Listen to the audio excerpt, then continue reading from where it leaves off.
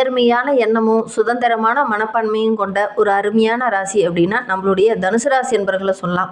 இவங்களுடைய சிந்தனை அப்படிங்கிறது மிகப்பெரியது. இவங்களுடைய பலமே பார்த்தீங்கன்னா இவங்களுடைய சிந்தனை தான். அந்த அளவுக்கு பலமாக யோசிக்கக்கூடியவங்க தான். எதற்காகவும் யாருக்காகவும் எதையுமே விட்டு கொடுக்க மாட்டாங்க அப்படின்னே சொல்லலாம். இவங்க ஒரு சில விஷயங்களை பார்த்தீங்கன்னா புதுசாக கற்றுக்கணும், புது புது விஷயங்களை செய்யணும் அப்படிங்கிற அந்த ஆராய்ச்சி மனப்பான்மை உடையவங்களாக இந்த தனுசு ராசி என்பர்கள் இருப்பாங்க. எதையுமே கற்றுக்கணுங்கிற ஒரு ஆர்வம், ஒரு ஈடுபாடு இவங்களுக்கு அதிகமாக இருக்கும் அப்படின்னு சொல்லலாம். இந்த விடாமுயற்சி அப்படிங்கிறது இவங்களுடைய சொத்து மாதிரி. நிறைய விஷயங்கள்ல விடாமுயற்சியோடு ஈடுபடக்கூடிய ஒரு நபர்கள் தான் நம்மளுடைய தனுசு ராசி என்பர்கள் அப்படின்னு சொல்லலாம். எந்த ஒரு விஷயத்திலையும் தாமதமாகவோ பொறுமையாகவோ இருக்க மாட்டாங்க. உடனடியாக அதை செஞ்சு அந்த இலக்குகளை அச்சீவ் பண்ணணும். அதுதான் இவங்களுடைய டார்கெட் அச்சீவ்மெண்ட்டாக இருக்கும் அப்படின்னு சொல்லலாம். இவங்களுடைய ராசி சின்னமே பார்த்தீங்கன்னா வில்லம்பு. எப்படி அவங்களுடைய இலக்கை உடனடியாக அந்த வில்லு பாஞ்சு அந்த இடத்துக்கு போகிறதோ அந்த மாதிரி தான் அந்த நேரம் தான் இவங்களுடைய பொறுமை அப்படின்னு சொல்லலாம். அந்த அளவுக்கு ரொம்ப சுறுசுறுப்பானவங்களாக இந்த தனுசு ராசி என்பர்கள் இருப்பாங்க அப்படின்னு சொல்லலாம். சரி, இவங்களுக்கு வருகின்ற 7 நாட்களில் சின்ன சின்ன மாற்றங்கள் இருக்குது இவங்களுடைய வாழ்க்கையில் அப்படின்னு சொல்லலாம். வாழ்க்கையிலையா அது தொழிலையா வியாபாரத்துலையா அப்படிங்கிறத விளக்கமாக சொல்லியிருக்கோம். நிச்சயமாக நல்ல ஒரு முன்னேற்றத்தை குறிக்கக்கூடிய ஒரு அருமையான கிரக அமைப்பாக தான் இந்த காலகட்டம் இருக்குது. இருந்தாலும் ஒரு சில சேஞ்சஸ்கள் நடக்கிறதுக்கு அது என்ன அப்படிங்கிறத தொடர்ந்து இந்த வீடியோவில் விளக்கமாக சொல்லியிருக்கோம். நிச்சயமாக நல்ல ஒரு யூஸ்ஃபுல்லான வீடியோவாக தான் இந்த வீடியோ உங்களுக்கு இருக்கும். அதனால் வீடியோவை கடைசி வரைகளும் பாருங்கள். நீங்கள் இப்போ தான் ஃபஸ்ட் டைமாக நம்ம சேனலை பார்க்குறதா இருந்தால் நம்ம சேனலை சப்ஸ்கிரைப் பண்ணிக்கோங்க. கூடவே இருக்கிற பெல் ஐக்கானையும் கிளிக் பண்ணிக்கோங்க. அப்போ தான் நாங்கள் போடுற ஒவ்வொரு வீடியோவுமே உங்களுக்கு நோட்டிஃபிகேஷனாக வரும். நீங்கள் தனுசு ராசி அன்பராக இருந்தால் மறக்காமல் நம்மளுடைய சேனலுக்கு ஒரு லைக் கொடுத்துட்டு உங்களுடைய உறவுகள் வகையில், நண்பர்கள் வகையில் யாராவது தனுசு ராசி அன்பர்கள் இருக்காங்க அப்படின்னா மறக்காமல் இந்த வீடியோவை அவங்களுக்கும் ஷேர் பண்ணிவிடுங்க. தனுசு ராசியில் நீங்கள் எந்த நட்சத்திரத்தில் பிறந்தீங்க, உங்களுடைய இஷ்ட தெய்வ பெயர் என்ன அப்படிங்கிறத மறக்காமல் எங்களுடைய கமெண்ட் பாக்ஸில் தெரிவிங்க. உங்களுக்கு ஜோதிட ரீதியாக ஏதாவது சந்தேகம் இருக்குது, உங்களுடைய ஜனன ஜாதகத்தை ஏதாவது பார்க்கணும் அப்படின்னா டிஸ்கிரிப்ஷனில் ஜோதிடரோட வாட்ஸ்அப் நம்பர் கொடுக்கப்பட்டிருக்கு. அந்த நம்பருக்கு கால் பண்ணி முன்பதிவு செஞ்சுக்கோங்க. உங்களுடைய சந்தேகங்களுக்கு நல்ல ஒரு தீர்வு கிடைக்கும். நம்மளுடைய தனுசு ராசி அன்பர்கள் எப்பவுமே யாருடைய அதிகாரத்துக்கும் கட்டுப்பட மாட்டாங்க. எப்பவுமே தனியாக இருந்து ஜெயிக்கணும் அப்படின்னு தான் நினைப்பாங்க. இவங்களுடைய நேர்மைக்கு முக்கியத்துவம் அளிக்கிற மாதிரி ஒரு சில நல்ல விஷயங்கள் வருகின்ற நாட்களில் நடக்கிறதுக்கு எதையுமே சாதிக்கணுங்கிற ஒரு துணிச்சலும் ஒரு தைரியமும் உள்ள ஒரு அருமையான ராசி தான் நம்மளுடைய தனுசு ராசி. கிரகங்களுடைய சேர்க்கை எதுலையுமே வெற்றி தர மாதிரி தான் இந்த காலகட்டத்தில் இருக்குது. நிறைய சந்தோஷமான விஷயங்கள் நடக்க போகுது. பணவரவு இந்த காலகட்டத்தில் எப்படி இருக்க போகுது, தொழிலில், வியாபாரத்தில், நிதி நிலைமையில், குடும்ப வாழ்க்கையில் என்னென்ன மாற்றங்களை அவங்க சந்திக்க இருக்காங்க அப்படிங்கிறத தொடர்ந்து பார்க்கலாம் வாங்க. நம்மளுடைய தனுசு ராசி என்பர்களை பொறுத்தவரைக்கும் வருகின்ற நாட்களுடைய கிரக நிலையை வைத்து ஆராய்ந்து பார்க்கும்போது பஞ்சமஸ்தானத்தில் செவ்வாய், ரணருண ரோகஸ்தானத்தில் சூரியன், கலஸ்திரஸ்தானத்தில் புதனும் சுக்கிரனும், அஷ்டமஸ்தானத்தில் குரு பகவான், பாக்கியஸ்தானத்தில் கேது, ஐனசைன போகஸ்தானத்தில் சந்திரன், தைரிய வீரியஸ்தானத்தில் ராகு பகவான், சுகஸ்தானத்தில் சனி பகவான். இந்த மாதிரி கிரக அமைப்புகள் நம்மளுடைய தனுசு ராசி என்பர்களுக்கு வருகின்ற நாட்களில் இருக்குது. இதனால் என்னென்ன நற்பலன்கள் கிடைக்கும், என்னென்ன மாற்றங்கள் நிகழும் அப்படிங்கிறத தொடர்ந்து பார்க்கலாம். இந்த தனுசு ராசி என்பர்களுக்கு இந்த மாதிரி கிரக அமைப்புகள் இருக்கிறதுனால ஒரு சில மாற்றங்கள் நிகழும். அது என்ன மாற்றம்னா, ஜூன் 8ஆம் தேதியிலிருந்து உங்களுடைய ராசிநாதன் குரு பகவான் உச்சம் பெற்று அமரும்போது எதிர்பாராத செல்வத்தை நீங்கள் பெற போகிறீங்க. உங்களுடைய செல்வாக்கு படிப்படியாக உயரப்போகுது. செல்வம் அப்படின்னா பணம் மட்டும் இல்லைங்க, உங்களுடைய பெயர், புகழ், அந்தஸ்து இது எல்லாமே உயரப்போகுது. ஒரு சிலர்லாம் பார்த்திங்கன்னா ரொம்ப நேரம் இன்சூரன்ஸ் போட்டிருப்பீங்க. அந்த காப்பீட்டு தொகை உங்களுடைய கைக்கு வருகின்ற நாட்களில் கிடைக்கும். பூர்வீக சொத்து சம்பந்தமான ஒரு சில பிரச்சனைகள்லாம் கடந்த சில ஒரு ஆண்டுகளாகவே இருந்திருக்கும். அந்த பிரச்சனையெல்லாம் ஒரு முடிவுக்கு வரும் இந்த தனுசு ராசி என்பர்களுக்கு அப்படின்னு சொல்லலாம். எதிர்பாராம திடீர்னு ஒரு சிலருக்கு வருமானம் கிடைக்கும். ஒரு பிரகாசமான வாய்ப்பு வருகின்ற நாட்களில் கிடைக்கக்கூடிய யோகம் இருக்குது. குறிப்பாக ஜூன் 2லேருந்தே உங்களுக்கு ஸ்டார்ட் ஆகிருக்கும் அப்படின்னு சொல்லலாம். ஏன்னா குரு பகவான் 2லேருந்தே உச்சம் பெற்று அமர்ந்திருக்கிறதுனால கடகராசியில் நல்ல ஒரு மாற்றத்தை நீங்கள் எதிர்பார்க்கலாம் அப்படின்னு சொல்லலாம். எதிரிகள்லாம் அந்த காலகட்டத்தில் உங்ககிட்ட தோற்று போவாங்க. குறிப்பாக பார்த்தீங்கன்னா ஜூன் 21க்கு அப்புறம் பார்த்தீங்கன்னா செவ்வாயும் 6ஆம் வீட்டில் மாறும்போது ஒரு அசூர வளர்ச்சியை நீங்கள் எதிர்பார்க்கலாம் அப்படின்னு சொல்லலாம். ஏன்னா உங்களுடைய தைரியம் இரட்டிப்பாகும். எதையும் பார்த்து பயப்பட மாட்டீங்க. தோல்வியோ ஒரு பிரச்சனையோ வருதுன்னா இதை ஃபேஸ் பண்ணிக்கலாம் அப்படின்னு நீங்கள் உங்களுடைய இலக்கை, உங்களுடைய குறிக்கோளை நோக்கி நீங்கள் பயணிப்பீங்க. அதன் மூலிமா அந்த எதிரிகள்லாம் உங்ககிட்ட தோற்று போவாங்க. என்னடா என்ன பண்ணாலும் இவன் அடித்து தூக்கிட்டு போயிட்டே இருக்கான் அப்படிங்கிற மாதிரி தான் இருக்கும். எதிரிகள் உங்ககிட்ட தவிடுபடி ஆயிடுவாங்க அப்படின்னு சொல்லலாம். குறிப்பாக பார்த்தீங்கன்னா கார்ப்பரேட் சார்ந்த தொழில் செய்கிறவங்களுக்கெல்லாம் இந்த போட்டிகள்லாம் நிறைய இருக்கும். அவங்களாம் பார்த்திங்கன்னா சுலபமாக இந்த காலகட்டத்தில் வெற்றி பெறக்கூடிய ஒரு யோகமான கிரக அமைப்பு இந்த தனுசு ராசிக்கு அப்படின்னு சொல்லலாம்.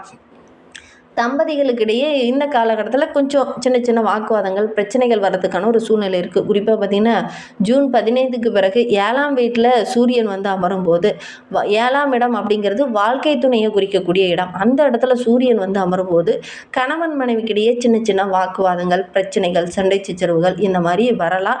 சூழ்நிலையை அறிந்து அதற்கேற்ப வளைந்து கொடுத்து போகிறது ரொம்ப நல்லது.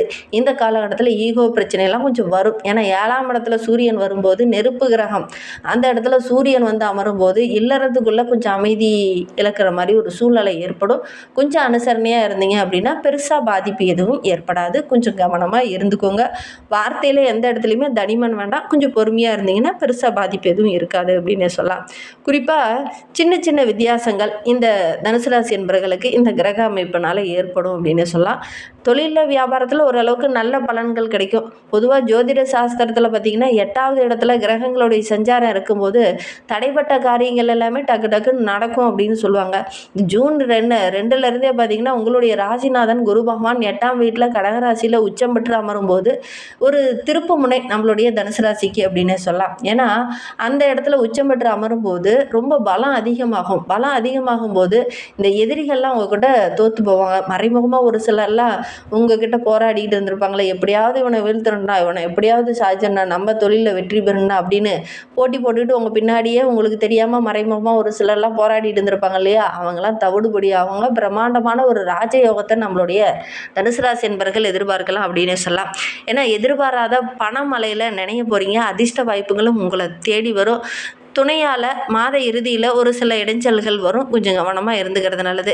ஏன்னா 6ஆம் வீட்டில் வந்து நுழையும் போது அங்கு செவ்வாயும் வந்து நுழையும் போது அசைக்க முடியாத ஒரு போராட்ட குணம் அங்கு வரும் அப்படின்னே சொல்லலாம். தனிப்பட்ட வாழ்க்கையிலையும் சரி குடும்ப வாழ்க்கையிலையும் சரி கொஞ்சம் நிதானத்தை நீங்கள் கடைபிடிக்கணும். அவசரப்பட்டு எந்த ஒரு விஷயத்திலையும் இறங்க வேண்டாம். அதே மாதிரி இந்த தனுசு ராசி என்பவர்களை பொறுத்தவரையிலும் இந்த காலகட்டம் பொருளாதார ரீதியாக நல்ல ஒரு முன்னேற்றத்தை எதிர்பார்க்கலாம். நல்ல ஒரு பொற்காலம் இது அப்படின்னே சொல்லலாம். ஏன்னா இந்த காலகட்ட கிரக அமைப்பை பார்க்கும்போது நம்மளுடைய தனுசு ராசிக்கு குரு பகவான் 1, 4 இந்த இடத்துக்கு வந்து அதிபதி குரு பகவான். நம்மளுடைய தனுசு ராசிக்கு கடகராசிக்கு 8ஆம் வீடு. 8ஆம் வீட்டில் ஜூன் 2லேருந்து வந்து குரு பகவான் அஷ்டமஸ்தானத்தில் அமரும்போது உங்களுடைய ராசிநாதன் உச்சமாக வந்து அமரும்போது திடீர்னு பணவரவு அதிகமாகும். உங்களுடைய சிந்தனை ரொம்ப அதிகமாகும். தைரியமாக ஒரு மகத்தான வெற்றியை நம்மளுடைய தனுசு ராசி என்பவர்கள் எதிர்பார்க்கலாம் அப்படின்னே சொல்லலாம். நம்மளுடைய தனுசு ராசிக்கு சூரிய பகவான் 9ஆம் இடத்திற்கு அதிபதி. ரிஷப ராசியில் 6ஆம் வீட்லேயும் அதுக்கப்புறம் மிதுன ராசியில் 7ஆம் வீட்லேயும் வந்து அமருவார். இந்த ஜூன் 15 வரைக்கும் உங்களுக்கு ரொம்ப சிறப்பாக இருக்குது. 15க்கு அப்புறம் பார்த்திங்கன்னா வாழ்க்கை துணையால் சின்ன சின்ன இடைஞ்சல்கள் வரும். எதிரிகளை வீழ்த்துற அளவுக்கு நல்ல ஒரு யோகமான கிரக அமைப்பு தான். இருந்தாலும் 7ஆம் வீடு வாழ்க்கை துணை கலஸ்திரஸ்தானம் அப்படிங்கிறதுனால கூட்டாளர்களால் வாழ்க்கை துணையால் ஒரு சில ஈகோ பிரச்சனை கருத்து மோதல்கள் இதெல்லாம் கொஞ்சம் வர்றதுக்கான சாத்தியக்கூறு இருக்குது. கொஞ்சம் கவனமாக இருந்துக்கிறது நல்லது. குறிப்பாக கூட்டு தொழிலில் இருக்கவங்க கொஞ்சம் கவனமாக இருந்துக்கோங்க. தேவையில்லாத வாக்குவாதங்கள் சண்டை சச்சரவுகள் பொருளாதாரத்தில் அல்லது நிதி நிலைமையில் சின்ன சின்ன வாக்குவாதங்கள் வர்றதுக்கான ஒரு சூழ்நிலை இருக்குது. பொறுமையாக கையாளுறது ரொம்ப நல்லது அப்படின்னு சொல்லலாம். செவ்வாய் நம்மளுடைய தனுசு ராசிக்கு 5, 12க்கு அதிபதி. மேச ராசியில் 5ஆம் வீடு. ரிஷபராசி வந்து செவ்வாய் 6ஆம் வீடு. நம்மளுடைய தனுசு ராசிக்கு ஜூன் 21 வரை 5ஆம் வீட்லேயும் அதுக்கப்புறம் பார்த்திங்கன்னா 6ஆம் வீட்லேயும் வந்து செவ்வாய் பயணிக்க இருக்கிறார். செவ்வாய் வரும்போது உங்களுடைய தைரியம் அதிகமாகும். போட்டி பந்தயங்கள்லாம் கலந்துக்கிட்டிங்கன்னா உங்களுக்கு வெற்றி கிடைக்கும். தொழிலில் கொடி கட்டி பறப்பீங்க. அதே மாதிரி பொருளாதாரத்தில் நல்ல ஒரு மேன்மை எதிர்பார்க்கலாம். குழந்தைகளால் ஏதாவது மகிழ்ச்சி தர மாதிரி நல்ல விஷயங்கள் நடக்கும் இந்த தனுசு ராசிக்கு அப்படின்னு சொல்லலாம். சுக்கிரன் வந்து நம்மளுடைய தனுசு ராசிக்கு 6, 11ஆம் இடத்திற்கு அதிபதி. அவர் மிதுன ராசியில் 7ஆம் வீட்லேயும் அதுக்கப்புறம் கடகராசியில் 8ஆம் வீட்டுக்கும் பயணிக்கிறார். ஜூன் 8 வரையிலும் 7ஆம் வீட்லேயும் அதன் பிறகு பார்த்திங்கன்னா 8ஆம் வீட்லேயும் சுக்கிரன் வந்து வரார். நம்மளுடைய தனுசு ராசிக்கு பார்த்திங்கன்னா குரு வந்து உச்சமாக இணைவதனால மறைமுகமாக ஒரு சில பிரச்சனைகள் இருந்ததில்ல அதெல்லாம் சரியாகும். எதிர்பாராத தனவரவு கிடைக்கும். ஒரு சிலர்லாம் ரொம்ப நாளாக சேமித்து வச்சுருப்பீங்க. அந்த பணம் திடீர்னு கைக்கு கிடைக்கும். அதனால் நல்ல ஒரு யோகமான மாதமாக இந்த ஜூன் மாதம் நம்மளுடைய தனுசு ராசி என்பவர்களுக்கு அமைந்திருக்கு அப்படின்னே சொல்லலாம். புதன் பகவான் நம்மளுடைய தனுசு ராசிக்கு 7, 10க்கு அதிபதி. மிதுனத்தில் 7ஆம் வீட்லேயும் கடகத்தில் 8ஆம் வீட்லேயும் பயணிக்கிறார். இந்த முதல் 15 நாள் பார்த்திங்கன்னா மிதுனத்தில் 7ஆம் வீட்டில் இருக்கிறார். அதுக்கப்புறம் கடகத்தில் 8ஆம் வீட்டுக்கு நுழைய இருக்கிறார் புதன் பகவான். ஜூன் 22 வரை சொந்த வீடான 7ஆம் வீட்டில் சஞ்சரிக்கிறதுனால வியாபாரத்தில் நல்ல லாபம் கிடைக்கும். எடுக்கிற காரியங்கள் எல்லாமே ஓரளவுக்கு சக்ஸஸ் ஆகும். ஒரு சிலர்லாம் வியாபாரத்தை விரிவுபடுத்துவீங்க. அதன் மூலிமா நல்ல வருமானத்தை ஈட்டலாம். 8ஆம் வீட்டுக்கு மாறும்போது உங்களுடைய அறிவுத்திறன் அதிகமாகும் அப்படின்னு சொல்லலாம். நல்ல வருமானம் கிடைக்கும். உங்களுடைய திறமைக்கு நல்ல ஒரு பாராட்டு கிடைக்கக்கூடிய ஒரு யோகமான கிரக அமைப்பு அப்படின்னு சொல்லலாம். சனி பகவான் நம்மளுடைய தனுசு ராசிக்கு 2, 3க்கு அதிபதி. மீன ராசியில் 4ஆம் வீட்டில் இருக்கிறதுனால அர்த்தாஷ்டம சனியாக இருக்கிறதுனால இந்த காலகட்டம் அப்படிங்கிறது குடும்ப பொறுப்பு கொஞ்சம் அதிகமாகும். தாயாரோட ஆரோக்கிய விஷயத்தில் சின்ன சின்ன இடைஞ்சல்கள் அல்லது தாய் வழி உறவுகளால் ஒரு சில மனக்கஷ்டம், ஏதாவது ஒரு பிரச்சனை இதெல்லாம் வரத்துக்கான ஒரு சாத்தியக்கூறு இருக்குது. குறிப்பாக ரியல் எஸ்டேட் பிஸ்னஸ் செய்கிறவங்களாம் கொஞ்சம் நிதானமான போக்கை இந்த காலகட்டத்தில் கடைபிடிக்கிறது நல்லது.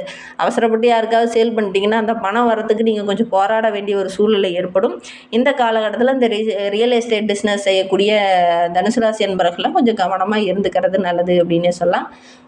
குறிப்பாக பார்த்திங்கன்னா இந்த சனி பகவானால் ஒரு சில இடைஞ்சல்கள் பொருளாதார ரீதியாக கொஞ்சம் வரும். நீங்கள் கவனமாக இருந்தீங்கன்னா பெருசாக பாதிப்பு எதுவும் வராது. உங்களுடைய ஜனன ஜாதகத்தில் தசாபுத்தி கரெக்டாக இருந்தது, கோச்சார ரீதியான பலன்கள் கரெக்டாக இருந்ததுன்னா நல்ல ஒரு மேன்மை எதிர்பார்க்கலாம் அப்படின்னு சொல்லலாம்.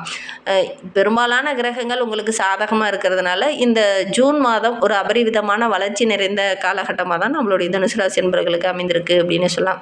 ஜீவஸ்தானாதிபதி 10ஆம் அதிபதியாகவும் புதன் வந்து ஜூன் 22 வரை 7ஆம் வீட்டில் சொந்த ராசியில் பலமாக அமர்ந்திருக்கிறதுனால நல்ல ஒரு யோகமான காலகட்டம் இது அப்படின்னே சொல்லலாம். ஏன்னா கொஞ்சம் வித்தியாசமாக யோசிப்பீங்க. ஒவ்வொரு சிலர்லாம் இப்படி தான் பண்ணனா இதில் லாபம் கிடைக்கும் அப்படிங்கிற மாதிரி ஒரு சில யூகங்களை பயன்படுத்துவீங்க. பார்த்திங்கன்னா அதே மாதிரி நடக்கும். நல்ல ஒரு பெரிய பாராட்டு பெறக்கூடிய அமைப்பு இந்த தனுசு ராசி என்பவர்களுக்கு அமையும் அப்படின்னே சொல்லலாம். இதை பற்றி அடுத்தடுத்த வீடியோக்களை நம்ம தொடர்ந்து பார்க்கலாம். இப்போ வந்து நீங்கள் ஒரு சில பரிகாரங்கள் செஞ்சுக்கிறது இந்த தனுசு ராசி என்பவர்களுக்கு ரொம்ப நல்லது. ஏன்னா செவ்வாயும் சூரியனும் சேரும்போது தினமுமே காலையில் எந்திரிச்சோடனே சூரிய பகவானை வழிபட்டுட்டு அன்றாட வேலைகளை துவங்குங்க. கண்டிப்பாக நல்ல ஒரு சாதகமான பலனை நீங்கள் எதிர்பார்க்கலாம். சூரிய பகவானுக்கு பிடித்த ஸ்ரீ ஆதித்யாய நமக அப்படிங்கிற அந்த சூரிய பகவானுடைய மந்திரங்களை மறக்காமல் 3 டைம் எங்களுடைய கமெண்ட் பாக்ஸில் தெரிவிங்க. தினமுமே அதை பாராயணம் செய்கிறது ரொம்ப நல்லது. செஞ்சு பாருங்கள், நல்ல மாற்றத்தை எதிர்பார்க்கலாம். இந்த வீடியோவை முழுமையாக பார்த்ததற்கு மிகவும் நன்றி. தேங்க்யூ.